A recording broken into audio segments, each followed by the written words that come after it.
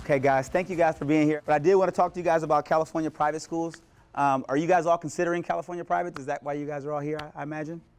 So we're going to talk about some things about California private schools that make us kind of unique in our own right. So what is a private school? You guys know, what's your definition of private schools? What do you guys know the difference is? You said this? That's one thing, but there's actual definitions of what makes a private school, right? Correct. So we kind of do things a little differently. So we have a little bit different regulations and guidelines we can abide by. We have a little more flexibility as to how we offer aid and institutional aid. I always want to ask students and faculty and parents, what do you guys think? The first thing I ask is, when you think about California private schools, you said money, right? Well, what else do you guys think about when you think of California private schools? Small classrooms? So it costs a lot of money and there's small class sizes. Is that about it?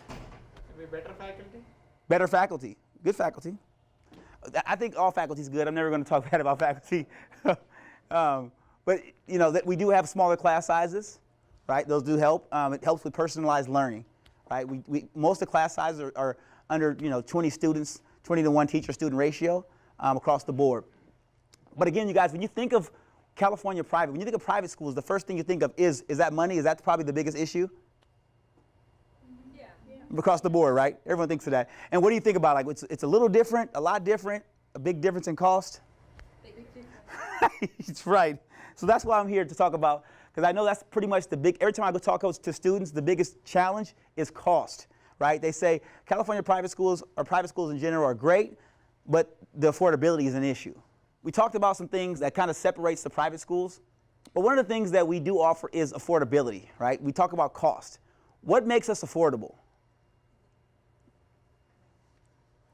See right there where it says merit scholarships. What does that mean? It's not based on your financial need. It's based on your merit, your school, your grades. Correct. That is correct. The merit is based on your academic standing. If you're a 4.0 student, you get more money. If you score higher in your SAT, you get more money. Right? And that's typically across the board. We give more money based on institutional aid, the better your grades are. Cal Grants. How does Cal Grants work? Do you want to know? If you're a resident of the state of California, then you get a scholarship. Yes. How much is a scholarship for a Cal Grant? $4,000 to $5,000. $4,000 to $5,000. Good. Anyone else? There's a cap on it. There is a cap. You know the max? 90,000. Huh? 90,000 income limit. Oh, there's a limit, right. It depends on your household size. So there is a range. 90,000 is one of them, but it goes up to, depending on your household size, it goes up to 120,000, depending on the amount of family that you have in your household and your academic GPA. So the Cal Grant right now is around $9,000 per year. What is the grant? Does that mean you have to pay that back? Is that like a student loan, or what does that mean? It's California. We're giving you money back. It's not us doing it. It's California doing it. Pell Grants. You guys know what Pell Grants are? Same thing, right? Institutional money. That's another $6,000 in grant money that you don't have to pay back. VA benefits, if you're a veteran. A lot of us private schools offer like Yellow Ribbon, which is basically full tuition covered for private schools. And that's passed down from parent to child and so on. So as you can see, a lot of ways to make these schools affordable. Our typical out-of-pocket cost is very comparable to state schools. You talk about out-of-pocket cost. Our sticker price may say $35,000, but what you end up paying is nowhere near that. We have no students at our school that pay the full tuition sticker price. Very, very seldom do you see that happen. Every student typically qualifies for some type of financial aid, some type of scholarship. Otherwise, affordability becomes an issue. Right? It becomes an issue at that point. Community. Somebody said it already. We have smaller class sizes. Most of our schools are smaller, so we have like more student involvement. Right? So there's a lot of like participation when it comes to like student leadership, student government, things like that. Typically it's smaller, and this still varies. So some schools are still bigger than this. So this is just on average. You have some schools like Stanford who won't fall into this category. Right? They're a lot bigger, and obviously it won't fall into that one. But the biggest thing for us is relational. California private schools, you typically have a better relationship with your professors.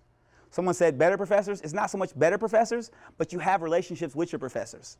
So a lot of times when you're at bigger schools, sometimes the teacher will not have time to teach the class, and the class is taught by a TA. You guys ever seen that? With our schools, that won't happen. California privates, you're going to get taught by the teacher the majority of the time. So again, we talked about quality learning environment, classes taught by the professor. The classes aren't impacted. Graduation rates, right? Who knows what impaction means? Who knows what impaction means? Impaction rate. When you want to graduate in 4 years and the school is really big, what's the challenge of getting out in 4 years? You can't get all the classes you need when you need them. Correct. So how does that affect you financially? Stay longer. Stay longer. Correct. Correct. You spend more money, you in class longer, you spend more money. Therefore, if it takes you 5.5 years to graduate somewhere else and it takes you 4 years to graduate with us, you start got to factor in the cost, right? Because not only are you're a year and a half in the field, you know, you're not paying that tuition cost for a year and a half. So the typical graduation rate for us is 4.3 years in private schools. Again, these numbers vary from school to school, but on average. And just kind of a list of some California private schools if you guys are considering. So I just wanted to kind of clear up some facts and myths, because that's the biggest thing about California private schools that we deal with. And the biggest thing is, you know, cost. I mean, I hear that a lot. So I wanted to get that kind of cleared up. That's kind of the whole point of this presentation. The biggest thing with us is what is factual and what is not, right? We deal with this a lot. When you talk about California private schools or private schools in general, you deal with, there's a lot of things that we hear and that we're not 100% certain what it is. And we want to clear those things up. So, fact or myth? Private schools cost a fortune and they are too expensive for the average working family. He said fact over here. Fact or myth? Private schools are unregulated and not accredited. Y'all agree? Private schools are more difficult to get into, and the coursework is very difficult. You guys heard that before? Depends on the school. Right. Is that across the board? Because that's state schools and private schools, right? Depends on the school, right? Yep. So the good thing about and that's also a myth. It depends on your location, right? It's not always the same. It's going to vary from school to school, but a challenging class is relative, right? If I'm good at math and I take a hard math class for someone, it's not really hard to me because I enjoy the class. So what I want to just clear up essentially is let you guys know that it is affordable to come to a California private school. It is accessible. We have a great community. And it's not unreasonable to get into California private schools. Because we're private schools, we don't adhere to certain guidelines, so we can make exceptions to get in our school, where other guidelines are a lot more challenging. Do you know the minimum requirement to get in the, like Stanford or Harvard? Does anyone know those minimum requirements?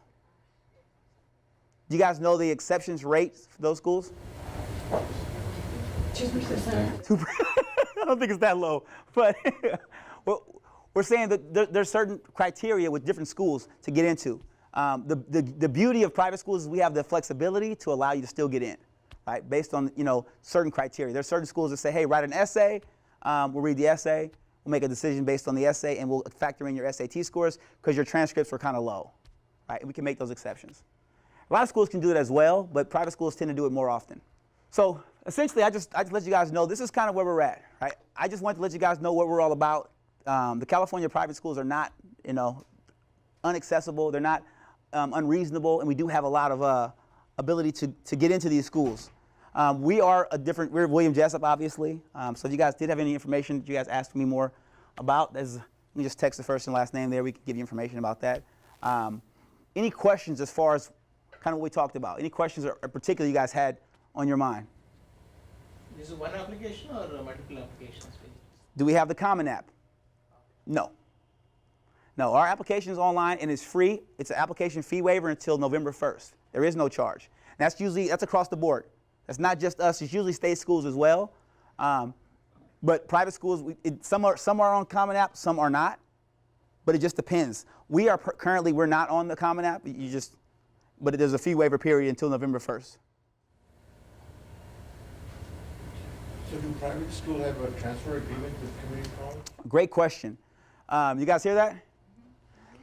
So do we have a transfer agreement? We follow the IGETC.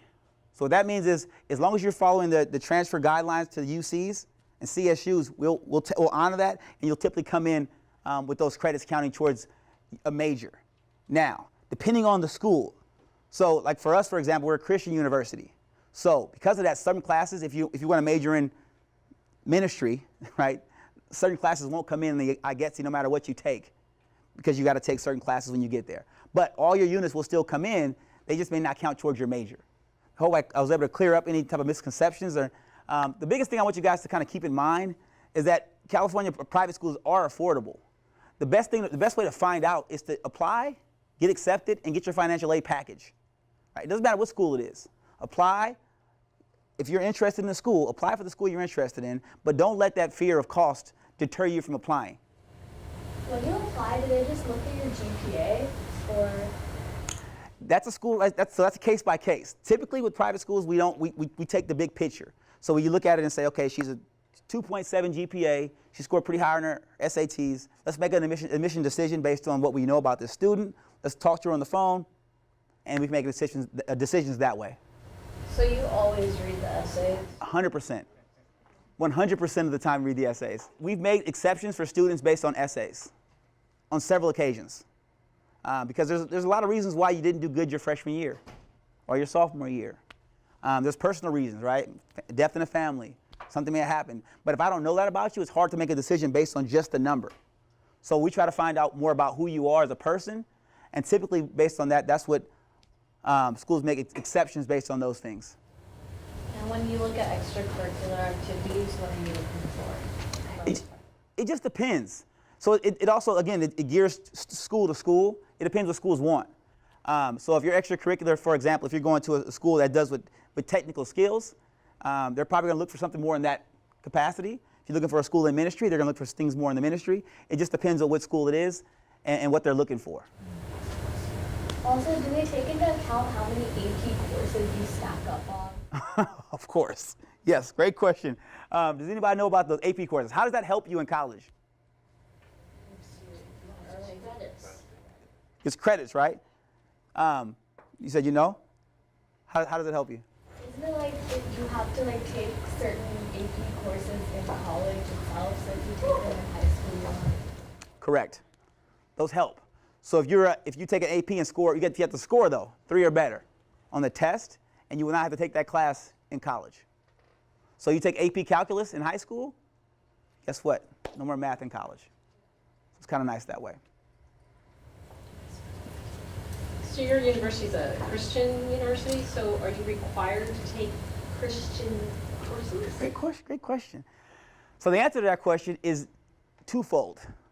If you're coming in as a first-time freshman, it is required to take Christian courses. You're going to end up with a Bible minor. So if you want to be a business major, you can be a business major with a concentration in marketing, accounting, whatever it is. You're going to minor in business or in Bible. You're going to get a Bible minor 100% of the time. That's our school requirement. That's not every Christian school's requirement. That's ours. The only exception to that, if you're a transfer student, if you come from a community college, when you have 61 units or more, coming in from a community college, it waives the requirement for a Bible minor. So how many credits to get the undergrad? Is it 160 or what?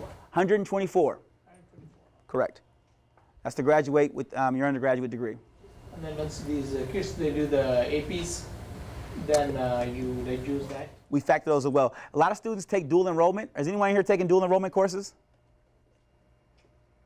So if you take any college courses while you're in high school, it's considered dual enrollment. I have students coming in from certain schools with like 60 units, and they'll be done with college in 2 years with a bachelor's degree.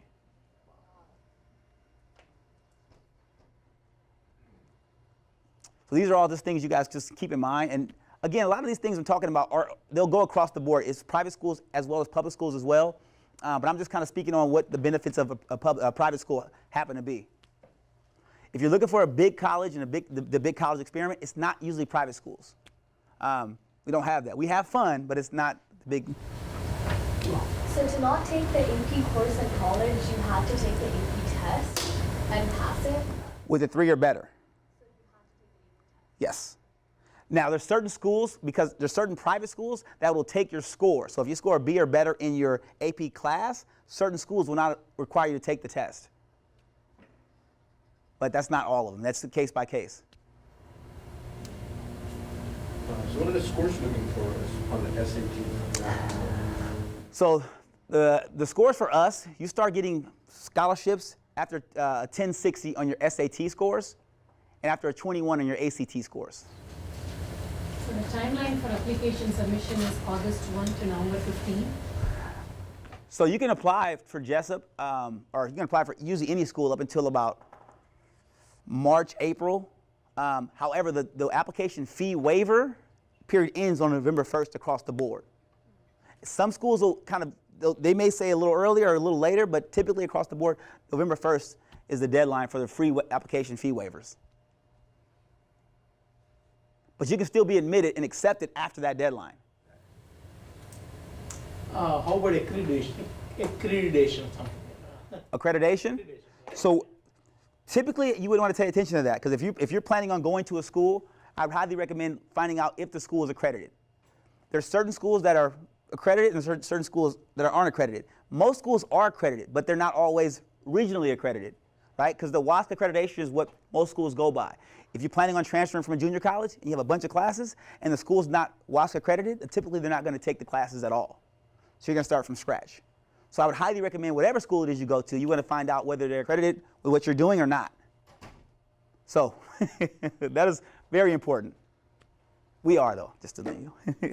So if a student submitted the application September 1st, another student submitted application October 1st, is that a chance of, how is the application selection process done at your end? Is it first come, first served, or do you wait for the cutoff November 1st and then go to everything? Does it matter whether you do it on September 1st or October 30th? Typically, it doesn't matter, and it depends on the school, though, because it's gonna depend, right? So on certain schools, like on smaller schools, it's not gonna be as a big deal as if you're trying to get into a Stanford or a Harvard or a Yale. That challenge is gonna be a little different at those institutions, but it's gonna be a case-by-case scenario, and it's gonna be based on the school. I can tell you most of the smaller schools, it's not an issue, but the later you wait, the harder it's gonna be to get into the school, because you wanna make sure you do it in a reasonable time frame. But a month difference between those times, it shouldn't be a huge issue there, but I would highly recommend to make sure you did before the new year. The biggest reason why is because October 1st, anyone know what that date signifies in this next year's process? Start the application process. No, close. That's when the FAFSA It's yes. Say that again. When the FAFSA? Correct. The FAFSA opens up October 1st. So therefore, if you're looking to get classes for the fall of 2018, you have to complete a FAFSA. If you're planning on using a FAFSA for Cal Grant or Pell Grant, you want to fill it out, and it opens up on October 1st. The FAFSA is needed before you submit the application, or? It's not needed before your application, but here's the challenge without having a FAFSA. So if you're planning on filling out a FAFSA and you complete an application, we can't award you any financial awarding because we don't know what it looks like, because your FAFSA is not completed yet. So October 1st is the deadline to let you know, okay, so-and-so's they completed a FAFSA and they're qualified for this much money next year. Now here's the financials. This is how it looks. So you can still become accepted, but you won't get the financial package until after October. Would you recommend applying for the FAFSA, FAFSA or whatever? Would you recommend applying for that before senior year or during senior year? It's a deadline, so you can't apply before your senior year. You have to wait until the year before, after October 1st. So your senior year, after October 1st, you can then apply. But the thing about the FAFSA is once you're qualified, you're qualified. Here's what I'm going to tell you. If you want to apply for the FAFSA and you feel like you will not qualify, fill it out anyway. I don't think I'm going to qualify. I filled it out 3 or 4 times. We don't get anything back. But institutional aid, a lot of times, is based on that FAFSA information, because there's also criteria being made based on that. So they say, okay, I don't qualify traditionally, but the financial aid director can look in there and say, I see there's certain criteria that actually they may not qualify, but they can build a case to still get you the money. Not qualifying on need-based, does it negatively affect your merit-based? No, it doesn't affect you at all. If you're not qualified for need-based, you're just not qualified for need-based. There's no effect on you whatsoever. It puts the onus then on the institution to either give you more institutional aid, and the criteria for that you have to fill the FAFSA out to show them that there's no need-based aid available, and then it puts the onus back on the school to say, okay, how can we help this family? And a lot of times, it does happen. So you were saying we need to wait until like senior year, October 1st, to apply for the FAFSA? Because you can't apply for it before that. It doesn't open up until October 1st. So I'm just making sure we recap. If it opens October 1st, you apply for it, doesn't take more than a few days. How long do you wait to find out? And then how does that fit into your college applications, your actual? Good question. So give us the reality. Okay, so that's a good question. So that's a more challenging question to answer. And the reason why is because it depends on how many applications are turned in by that time. So if we have a barrage of applications that are turned in on October 1st, the FAFSA opens up, and they kind of just start pouring through them. It can take sometimes a month and a half to get those back to you. It doesn't affect the acceptance, but it just affects the financials. The good news is if you applied for 10 different schools and you get the FAFSA back, you just add your FAFSA to all the schools, and then you see the financial aid package for each one of them. So you just compare apples to apples, right? So you can just, there's no additional cost to add schools on that FAFSA. I would say add it to all the schools you're planning on attending, whether you get accepted or not. Once you get it, here I'll put it on all these schools, and all of a sudden you have the ability to see which ones you want to go to, because you can see the cost.